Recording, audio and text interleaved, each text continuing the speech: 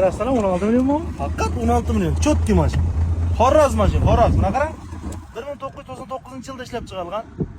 16 milyon so'm. Ko'yna lipan bermaydi unga. Bir ursang yanadi. Bir urganda yanadi. Al. Zakot.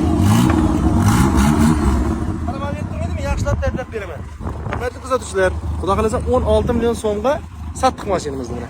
Damas 1999-yilda ishlab chiqarilgan, balonlari barisidan yaxshi qo'yilgan, chexollar cho'tkisidan qo'yilgan. Motor holatlari yaxshi. Ko'pchilik o'ylashi mumkin, aptol-paptol deyapti deb.